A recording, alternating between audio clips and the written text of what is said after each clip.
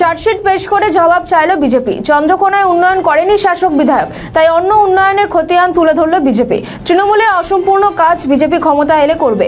পশ্চিম মেদিনীপুর জেলার চন্দ্রকোনা বিধানসভার রামজীবনপুর দলীয় কার্যালয় থেকে এমনই বার্তা দিলেন আরামবাগ সাংগঠনিক জেলা বিজেপির সভাপতি। প্রথম কথা, সরকারে থাকাকালীন সরকারের যিনি এমএলএ, উনি কোনোভাবেই অনেক প্রকল্প আছে যেগুলো রূপায়িত করতে পারেনি। মানুষের নজর এড়িয়ে ওনারা শিলান্যাস করেছে, মানুষকে প্রতিশ্রুতি দিয়েছে, কিন্তু সেই সমস্ত কাজগুলো ওনারা করেননি। আমরা সেগুলো খুঁজে খুঁজে চার্জশিট আকারে প্রকাশ করেছি, বের করেছি।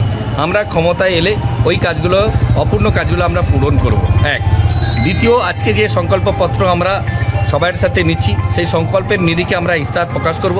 আগামী দিনে আমরা 26-এ ক্ষমতায় যখন থাকব, সেই সময় আমরা যে প্রকল্পগুলো, যে যোজনাগুলো গরিব কল্যাণের যোজনা, যে প্রকল্পগুলো সমাজ কল্যাণের জন্য কাজে লাগবে, যেগুলো মানুষ চাইছে, জনগণের উপকার হবে, সেই সমস্তগুলো আমরা আর নির্বাচনে ইস্তাহারে রাখবো, রেখে আমরা লড়াই করব এবং আমরা 26-এ যখন ক্ষমতায় আসব, সেগুলো সব একে একে আমরা রূপায়িত করার চেষ্টা করব।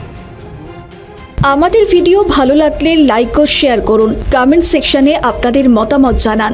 আরও ভিডিও পেতে আমাদের চ্যানেলটিকে সাবস্ক্রাইব করুন এবং প্রতি মুহূর্তে খবরের আপডেট পেতে প্রেস করুন বেল আইকন।